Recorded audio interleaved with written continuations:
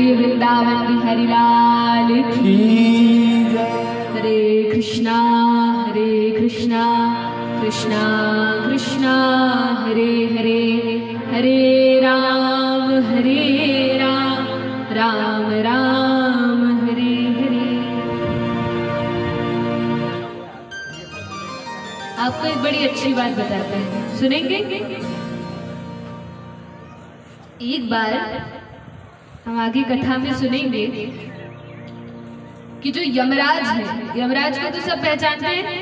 देखा है किस किस ने यमराज को देखा है? नहीं देखा? तो जो पाप करेगा उसको ही सौभाग्य मिलेगा कि मरते समय यमराज को देखे। देखना है किसी को यमराज को? नहीं देखना।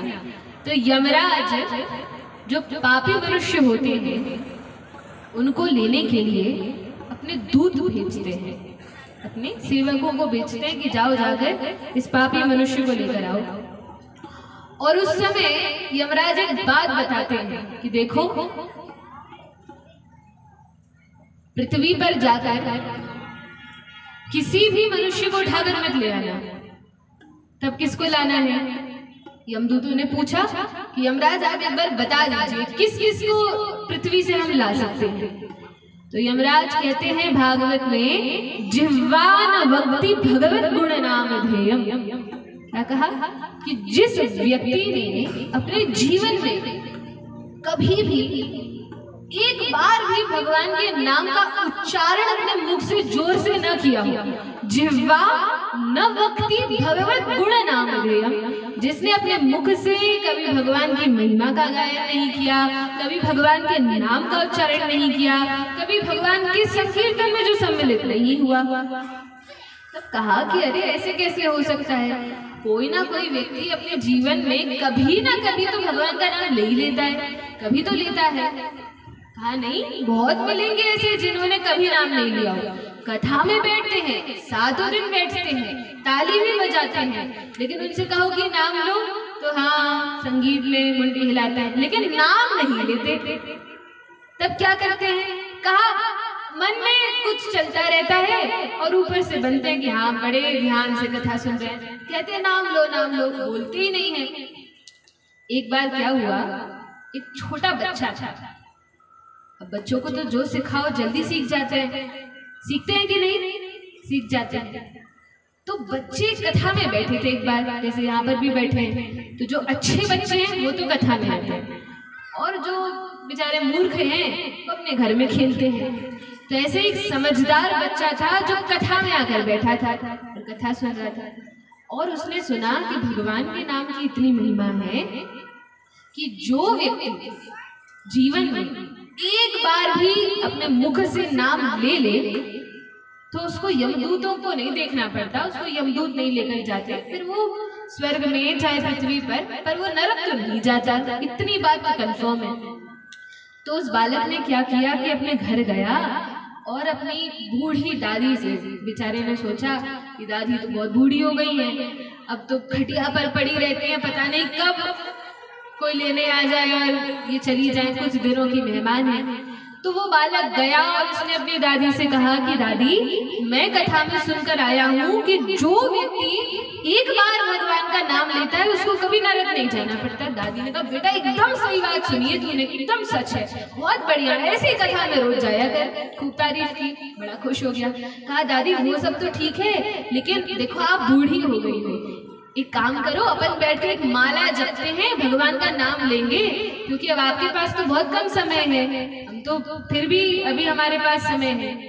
दादी ने कहा नहीं बेटा ये काम मुझसे नहीं करता, तू कथा सुन, तुझे जो करना है तू कर, मुझसे मत बोल। अब बालक बड़ा परेशान, अरे दादी कहती है हाँ कथा में जा सुन ले, बहुत अच्छी बात, लेकिन भगवान का नाम नहीं लेती। कहा दादी बोलो हरे कृष्णा बोलो। दादी ने कहा नहीं मैं नहीं बोलती। अरे चल जा अपनी पढ़ाई कर, ये कर वो कर, और डांटने लगी, गाली देने लगी। कहा अरे दादी बोलो हरे कृष्णा बोलो। कहा अरे नहीं बोल पा रही बेटा, मैं क्या करूँगी, नहीं बोल पा रही। अरे दादी इतना बोल रही हो, बोल दो हरे कृष्णा। अब जिद पड़ गई दादी भी, नहीं मैं नहीं बोलूंगी। इतने पता चला कि दादी को सीने में बड़ा दर्द हुआ, हार्ट अटैक आया और अब तो दादी बिल्कुल मरने वाली। अरे बेटा बहुत दर्द हो रहा है, मैं नहीं बोल सकती। अरे दादी तुम मर जाओगी, तुम्हें हार्ट अटैक आ रहा है, अब तो भगवान का नाम ले लो। कहा अरे बेटा बहुत दर्द हो रहा है, मैं नहीं बोल सकती। और ऐसा बोल बोल कर वो दादी मर गई, लेकिन उसने भगवान का नाम नहीं लिया। अब आप लोगों को क्या करना है? ऐसे ही जाना है क्या? फिर जब साधु संत बोलते हैं कि बोलिए हरे कृष्णा बोलिए, एक बार जो प्रभुपाद जी हैं जिन्होंने इस्कॉन की संस्थापना की है और जिन्होंने विदेश में जाकर प्रचार किया है, तो विदेश गए और वहाँ लोगों से कहने लगे। अब अंग्रेजी में जब कहते हैं कि जपो जपो माला जपो, तो विदेश के लोगों से उनकी भाषा में बोलना था। तो प्रभुपाद जी कहते हैं चैंट चैंट, जपो जपो, नाम लो नाम लो। तो वो लोग कहते हैं कैंट कैंट, नहीं जप सकते नहीं जप सकते। वो कह सकते हैं लेकिन नाम नहीं बोल सकते।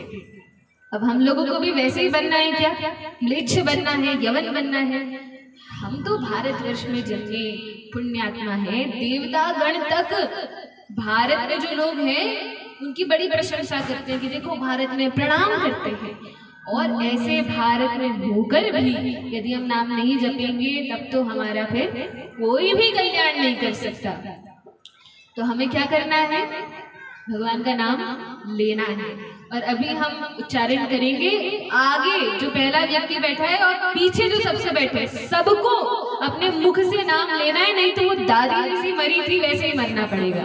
अब किसी को वैसे मरना है तो ठीक है, और यदि नरक नहीं जाना तो क्या करना होगा? जोर से अच्छे से हरे कृष्णा हरे कृष्णा।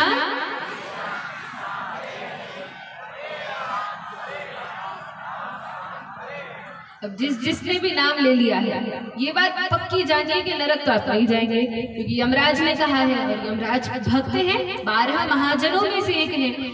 तो यमराज जो 12 महाजनों में से हैं, 12 महाजन कौन से हैं? तो छठे स्कंद में वर्णन आता है। स्वयंभुर नारदः शंभु कुमारः कपिलो मनुः प्रहलादो जनको भीष्मो बलिर्वैयासकिर्वयम्। एक तो जो स्वयंभू है, स्वयंभू अर्थात ब्रह्मा जी, वो ब्रह्मा जी महाजन है, 12 महाजनों में से वे हैं। फिर कहा नारद जी, नारद जी की अभी हमने कथा सुनी, ये महाजन है। फिर शंभू, शंभू को तो आप लोग जानते होंगे, कौन है भगवान शंभू? हमारे नागचंद्रेश्वर, ये जो महादेव हैं इन्हीं को शंभू कहा गया है। तो ये भी महाजन है, भगवान के सर्वोपरि भक्तों में से शंकर जी हैं। और कौन है? तो कहा कुमार है, अर्थात जो 4 कुमार हैं ये भी महाजन है। और कौन है? तो कहा जनक महाराज, जो माता सीता के पिताजी हैं जनक जी, वे भी महाजन हैं। और कौन है? तो भीष्म पितामह, जिनकी कथा आज हम सुनेंगे, वे भीष्म पितामह महाजन हैं। और बलि महाराज, जिन्होंने वामन देव को 3 पग भूमि का दान दिया था, प्रहलाद जी के जो पोते हैं, असुर वंश में जन्म लिए, वे बलि महाराज भी भागवत है, महाभागवत है। और फिर कहा वैयासखी, वैयासखी अर्थात शुकदेव गोस्वामी, जिन्होंने क्या किया था? रामायण की कथा सुनाई थी सतयुग में, यही किया था, यही किया था। अरे नहीं भैया, जो कथा हम सुन रहे हैं भागवत की, इस कथा को जिन्होंने पहली बार सुनाया वे शुकदेव गोस्वामी हैं, जिन्हें वैयासखी कहते हैं। और वैयासखी वयम, तो यमराज ही इस श्लोक को कहते हैं। तो बताते हैं मैं भी महाजन। और वे यमराज जो भगवान के भक्त हैं, वे कहते हैं जिह्वान वक्ति भगवत गुण नाम ध्येयम, जिस व्यक्ति ने कभी मुख से नाम न लिया हो भगवान का, चेतस चनस्मरति तच्चरणारविंदम, जिस व्यक्ति ने अपने मन में कभी भगवान के रूप का, सौंदर्य का, गुणों का, लीला का कभी स्मरण न किया हो, ऐसे व्यक्ति को, ठीक है। और किसको याद रखिएगा? पहला व्यक्ति कौन है? अब आप लोग ऐसे तो बोलते नहीं हैं, अब मुझे करना ये पड़ेगा कि एक को या तो माइक पहुंचाकर या आप में से एक को ससम्मान यहाँ बुलाकर और फिर पूछना पड़ेगा, तब आप लोग बताएंगे। ऐसे ही बताएंगे ना? किस किस को यहाँ पर आना है? हाथ उठाइए। अरे किसी को भी नहीं आना, जेल थोड़ी है, व्यासपीठ है, नहीं आना तो फिर वहीं से जोर से बताइए। जो व्यक्ति कभी नाम का उच्चारण नहीं करता, दूसरा जो व्यक्ति कभी भी मन में भगवान का स्मरण नहीं करता, तीसरा, कृष्णाय नो नमते चिरे कदापि। जिस व्यक्ति ने अपने जीवन में कभी भगवान को ठीक से प्रणाम नहीं किया हो। अब प्रणाम करना तो आप लोगों को आता है ना, कैसे प्रणाम करते हैं? कैसे करते हैं? ऐसे हाथ जोड़ के, ठीक है। ये 3 प्रकार के प्रणाम होते हैं। एक तो होता है कर शिर प्रणाम, ऐसे कोई प्रणाम नहीं है। यदि हाथ भी जोड़ना है तो शिर से लगाकर जब हम प्रणाम करते हैं वो होता है कर शिर प्रणाम, तो वो एक प्रकार का प्रणाम हो गया।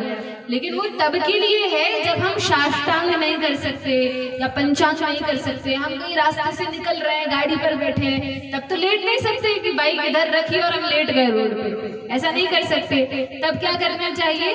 तब थोड़ा सा रुक के हम शिर प्रणाम कर सकते हैं, हाथ को शिर से लगा के प्रणाम कर सकते हैं। ये प्रणाम है। और पुरुषों के लिए साष्टांग दंड, जैसे उस बालक ने कल यहाँ किया था ना, आप लोगों ने देखा था।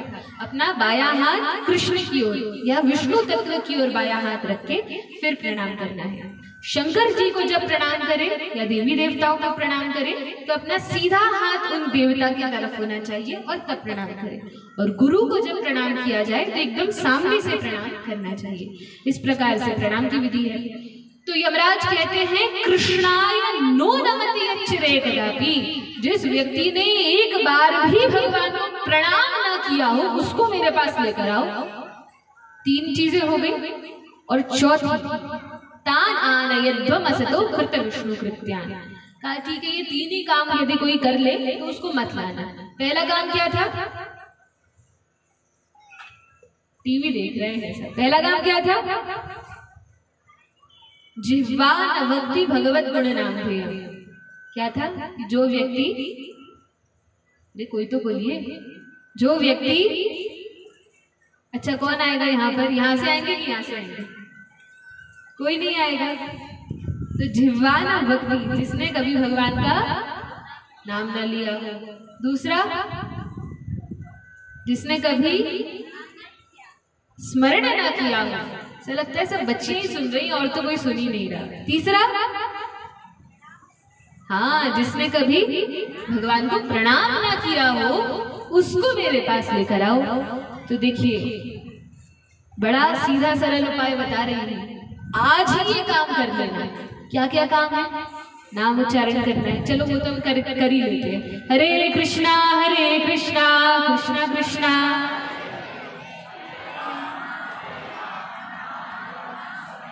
एक काम तो आप लोगों का हो गया। देखिए, होमवर्क भी नहीं दे रही, यही पूरा काम हो जा रहा है। दूसरा काम क्या था? स्मरण करना है।